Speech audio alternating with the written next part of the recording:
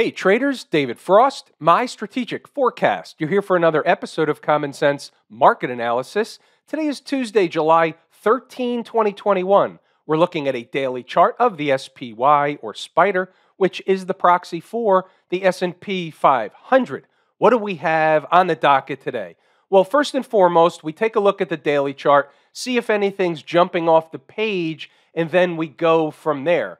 What's jumping off the page on the daily chart? There's only one thing, a nominal new high. They pulled back a little bit. They're high on the chart. They're above all the moving averages. The trend is your friend. Basically, the net is not a lot changed. Just because they peaked their head to make a new high by a few pennies and pulled back, and they closed above yesterday's low, that leaves the market in basically much of the same position that it's been in.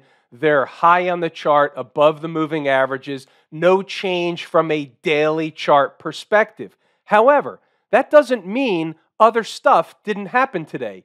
It did. So as we take a look around the horn and we look at different charts, different markets, we'll see that there are some divergences once again developing. We'll get to those when we get to those, but right now I think it's worthwhile to run through some additional SPY charts from other time frames. When we take a look at the 240-minute chart, do we see anything material? Well, there's nothing material, and it doesn't look a whole lot different from the daily chart, but what we can see is if, and this is an if the market comes down, where would the garden variety support be, at least from an initial support perspective? Well, we have a breakup candle, therefore we have a breakup candle low that coincides with the 20-period moving average. Where is that? We'll call it 232 to 232.50, something in that neighborhood. Just below that, there's a gap. So you can see that if the market was declining, and it was declining more than a bread box, for example, on Wednesday morning, that's an area that we would want to know about. But the next thing we do is we look at other charts and see if we can't get what I like to call confirmation that the particular area or zone that we just discussed is also important for other reasons on different charts. That enhances the support. Before we flip over, what I've done with these trend lines is identified the low of the breakup candle and the gap below. So essentially what we're doing is we're creating a zone. It may be something, it may be nothing, but until we look at other charts down below, we don't know yet. This is our starting point. What we're doing here is I'm doing in real time what I do anyway all the time.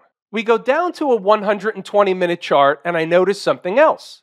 I notice that a gap on this chart is slightly below the gap on the other chart. Okay, that's normal garden variety stuff. This gap is at 430.95. We adjust the zone or widen the zone a little bit, and by the way, here we are at the 50-period moving average. You see how this works? We've got two charts, we've got a zone, and under normal garden variety conditions, this zone, if reached without eating time off the clock for a couple of days, all that stuff, but if it was reached sooner than later, this will be garden variety of intraday support. This is the way the market works. Let's see what else we have. When we look at the hourly chart, we don't see much of a difference, but what we do see is a 100-period moving average, and we'll note this. Tomorrow, it will be slightly higher, and it comes in right around a big fat round number of 430. So for example, based on what's happening in the morning, I'll do this exercise, and these are the numbers, or these are part of the numbers that get posted on the board for Inside the Numbers members. Now, if the market's going in the northern direction, they're not going to see a 432 or a 431 on the board. They're going to see other stuff. But this is the exercise that you have to go through for the pre-game warm-up routine. You never know what the market's going to do. You have to be prepared for both sides. That's why we show up in uniform, ready to go. When we come back to the daily chart, we can note something else. So let's just say, for hypothetical purposes, that the market comes down to about that 431 spot, give or take. Couldn't we then say that from here, which was on the 8th of July, the following day, the market broke out, made new highs, and then it will have come back to do what? Retest or run a test of a former breakout area. So we don't know that's going to happen tomorrow. We don't know it's going to happen on Thursday. All I'm saying is, if it does happen, that will be what would have happened. Again, it's all in the spirit of being prepared. If they're pushing to new highs in no man's land, there's not a lot we can do with that. We know something. What we do know is that if they are pushing to new highs again, the door opens for that elusive 440, 4,400 in the ES contract. It's magnetic. Those big fat round numbers become magnetic or more magnetized the closer price gets into them. Let's change lanes and go inside the numbers. We'll circle back to stocks on the move, but we had some activity inside the numbers today. So I think you want to get out your sticky notepad. And if you're one of those traders that's active in the market during the trading day, this is stuff you want to pay attention to. This gives you a handle on what's going on throughout the trading day without feeling like the market's a mystery. It was slow today, but there was still activity one way or the other. We can still use it as a learning opportunity. Turnaround Tuesday, they're flat, dumb, and happy at 0 dark 30. So basically nothing was going on. How about the early thoughts? No action just yet. Now, we had the CPI number released this morning, but that was after the early thoughts are posted. We'll get to that later. The hourly futures chart is in the process of creating one of those bullish, flaggish patterns near the highs. Under normal garden variety market conditions, they're building energy for another push higher. Just to get the visual on what I was looking at this morning and referring to, so this is that bullish, flaggish thing that was developing. And then here is where the CPI release came out at 8:30 a.m. Eastern Standard Time. That little dipsy doodle down in recovery or rescue operation is known as a Trickin' Company special. We talk a little bit about the 4,400 number if they're pushing higher. Not that they were going to or had to get there at any point today, just it's an awareness. If they start to push higher, where are they going? That happens to be the only thing that we have to hang our hat on. Here, they're in no man's land, so we're void of sufficient hooks to hang our hat on. We don't know they will get there, but if they start to push, that's the draw. That's the awareness that you need to have just in terms of how the market works. On the support front, 436.50 is the first spot of legit support if they were to fall after the open. Now let's get a visual because this is interesting. 436.50 was the number, and when they declined after the CPI, you'll notice where they opened the day. They opened underneath 436.50 and immediately got back above and rallied to new highs. That tells me that that number's most likely important or somewhere at least within pennies of that zone. And you can see here later in the day, what did they do? Once they broke below it, that was essentially what became resistance. First, it's support. Once price breaks below, it becomes resistance. That's why we call them important numbers. Let's move along, see what else we have as the morning continues on. CPI release, the number was hot, quote unquote, and the market didn't fall in love. They're pulling back a little bit. A lot can happen between now and the open, so we'll see you then. So we don't know what's going to happen. It's still an hour left in the pre-market. They can do all kinds of stuff. Now, here's where it gets interesting, so start to pay attention. Well, don't just start to. You should have been paying attention anyway. If they pop them up quickly at the open and get to 437 or so, there should be a reaction in the other direction. This is pre-market, 925. AKA, it's an opportunity for an aggressive trader to short the SPY if they get to and spike above 437. Is it small risk? Yes, it is. How do I know that? Because if they get over 437.35, that would put them in no man's land and make the trade wrong. Here it is. You can see here and early in the day, not far from the beginning of the day, which is demarked by the vertical line. What happened? They came into 437, they spiked it by a few pennies, and they came back down to where? Basically, 436.50, they missed it by a few pennies. The low was 436.55.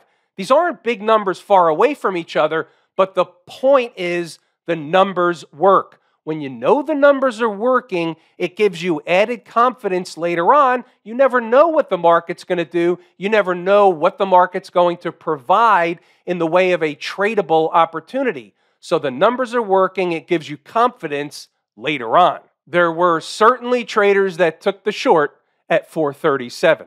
Nice trade. Wasn't tremendous, but it was a trade.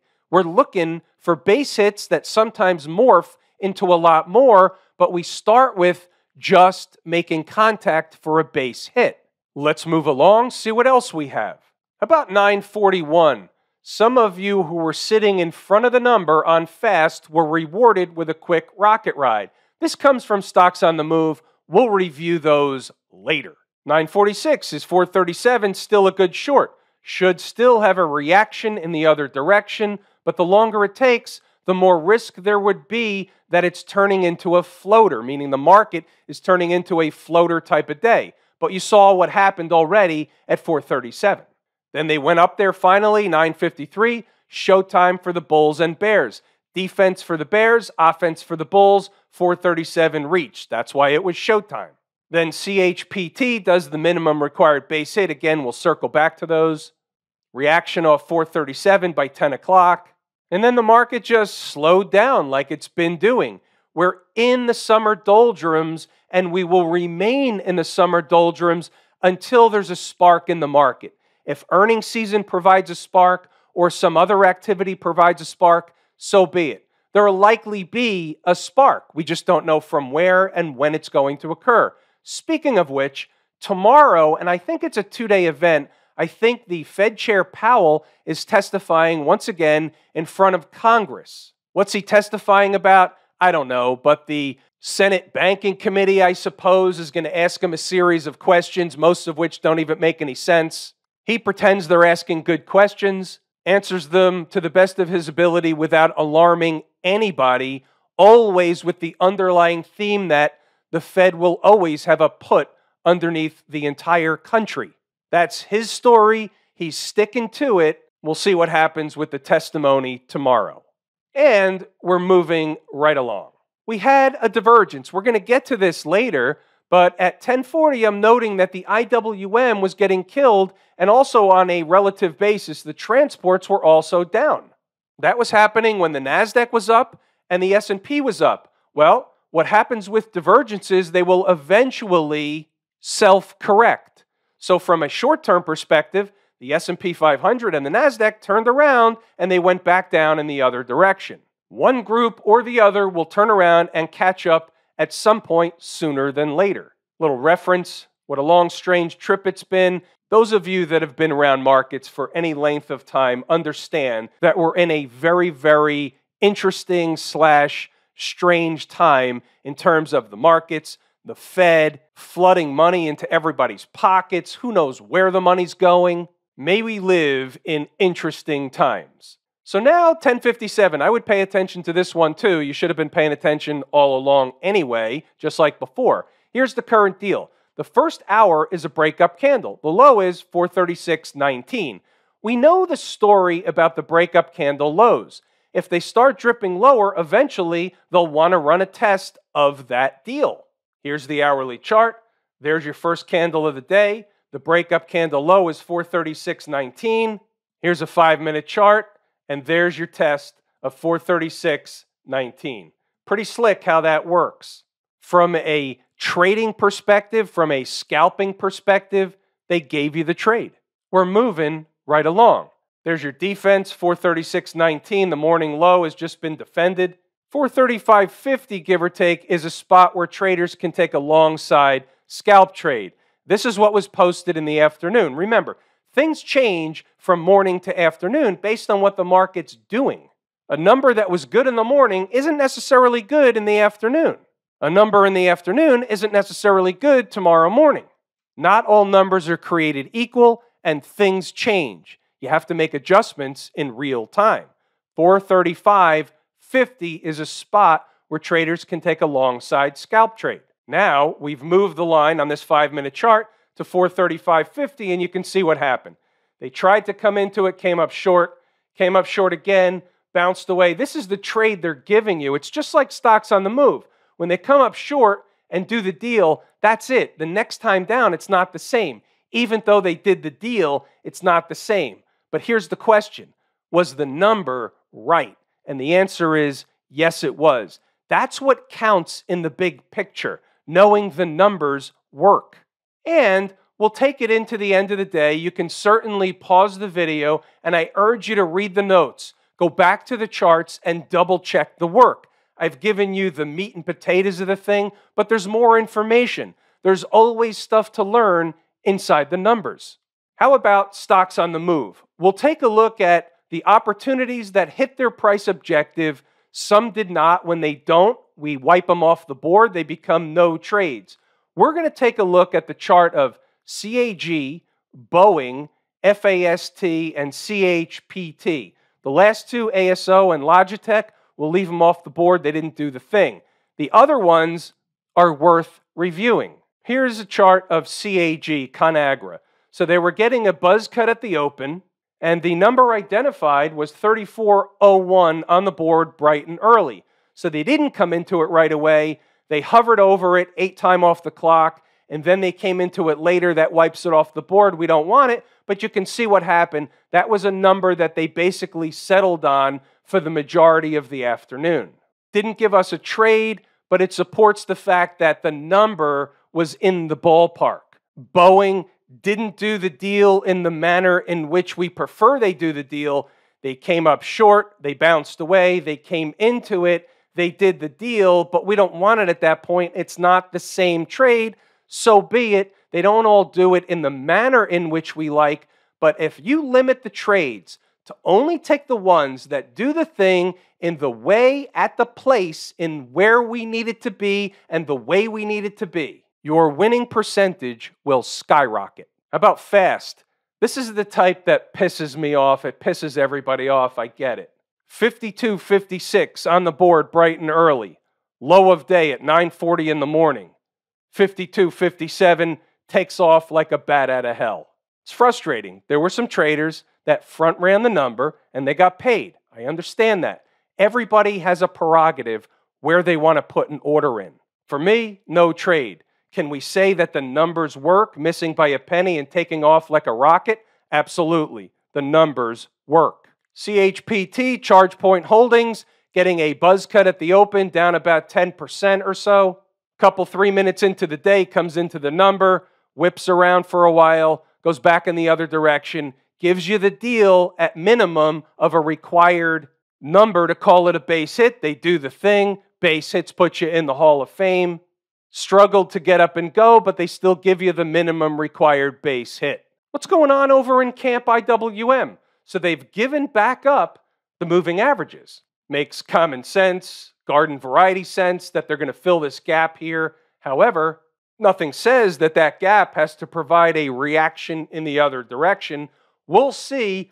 Obviously, you know I'm going to be watching this very, very closely by the end of the week. We have two specific numbers that are weekly numbers that are important to me. We're below one right now and above another one. If you want to know what they are, you can go back to last night's video. I discussed it as well as last week, exactly where those spots come from. But let's talk about divergences for a moment. This chart looks different than the S&P 500. This is not confirming. This is just logical common sense. I'm not making something up from a technical perspective. I'm not getting this out of a book. I'm just using common sense stuff that just makes sense. It's not doing the same thing as the S&P 500, as the Dow, as the NASDAQ. Why is that? Well, for one, the stocks in there are different. So what we're saying is that the market is selling the stocks in the IWM and still not selling them or still buying them at the same pace, we don't know, in the S&P, the NASDAQ, and the Dow. Why is that? It's a divergence. Money flow never lies. Let me repeat that. Money flow never lies. Money is not flowing into the IWM. Doesn't have to be flowing out right now at a great clip, but it's not flowing in. So if we were following the money, we're not following it into the IWM. It's not confirming that there's a broad market breakout on the way. It is my favorite market leading indicator. Here's your monthly chart. It is long term, but let's keep in mind the IWM made a high back in March of this year. The S&P 500 made a new high today. It's a divergence. It's a puzzle piece. It's squarely on the table. What about the folks down at the transportation department? So this chart, also similar to the IWM, is struggling. Below 3 out of the 4 moving averages that I track is giving up the convergence or can't get through the convergence of the 100 and the 20 period moving average. And when you look at the weekly chart, we have this last weekly breakdown candle. Then they started riding the 20-week moving average.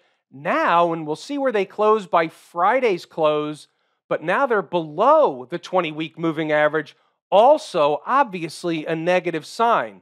The transports, my second favorite market leading indicator, but you know this one, number one, canary in the coal mine. We've used this in the past very, very successfully. Been doing this a long time. There are literally thousands of videos on YouTube, and each and every time the transports are telling us a story, the story ends up to be right. We just don't necessarily know when. Not the same, but similar to the IWM, the transports made a top in May. The IWM in March, the transports in May. The S&P today. The NASDAQ today. These are divergences. This is not normal. It will shake out. Speaking of the Qs, what about the folks out in Silicon Valley? So they made a new high today. Now they put in a tail candle on the daily chart.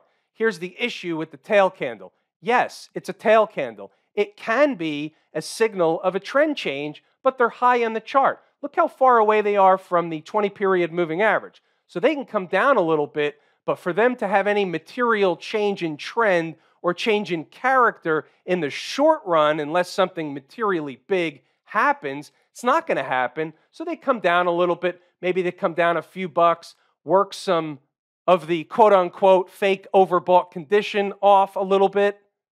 Why do I call it a fake overbought condition? Because there's no measurement for that quote-unquote overbought or oversold condition. So we can use that term, but we can't justify the term. Well, how overbought is something? Where is too much overbought? Where is the limit of overbought? There are no answers to those questions, which is why I don't necessarily prefer the term overbought, but we use it when a chart or a market is extended. The Qs are extended. Not really so much on the daily chart, not terrible on the weekly chart, but just like many of the others, when you start to get to the longer term charts, it's too far away from home base. Eventually, they'll have to come back, but they have to change trend, change character. There has to be a tectonic shift in the market for this to actually take place. That hasn't happened yet, so therefore, it's just an awareness at present. Just checking in over at the RSP, which is the equal weight S&P 500 index or exchange traded product. And again, they have yet to make a higher high. So we have a high, and just by pennies, we have a lower high, and we have a lower high. So it's interesting to watch this. If they make a new high, it is what it is. But if they don't, it's kind of another, somewhat of a canary in the coal mine. It's a non-confirmation signal of sorts. Financials, XLF, again, can't get through yet the 50-period moving average. And if they do, there's going to be two targets. Target number one is this breakdown candle high, but they've basically eaten time off the clock underneath it, recocked the gun, so that's not really resistance. The next spot would be somewhere in the neighborhood of 38, where the next breakdown candle high really is. What's the other side of that conversation? The other side of that conversation is the weekly chart where you see a big breakdown candle, and this is some kind of a bearish, wedge-ish, something. Inside of that, if they can't get above that breakdown candle high, then price will go lower, but they're riding the 20-period moving average, and you have one of these interesting scenarios that comes up from time to time. You have a pattern inside of a pattern. So what do I mean by that? Well, first you have a big breakdown candle high. The high is here, and there's your breakdown candle, and inside of that, really it's a bearish pattern, and price ultimately wants to go lower. But inside of that, something else happened, and we see this from time to time. You have a breakup candle, and you're making a bullish pattern inside to build energy for another test higher. That's where the 38 comes from the daily chart. See how this works? This is precisely why you have to look at a multitude of different charts. They don't all always tell you the same thing. The weekly chart is conflicting. Smash Mouth didn't really do much today, down 47 cents, less than 0.2%. We can't make a federal case out of that. What they have done is find resistance where? At this breakdown candle high. They haven't get through it yet. If they build enough energy, eat enough time off the clock, they will be able to bust through. Have I told you how much I appreciate each and every one of you? Without you, these videos are not possible. True and accurate information. We're pulling the ripcord here today. I'm David Frost, my strategic forecast. Thanks again for tuning in to another episode of Common Sense Market Analysis.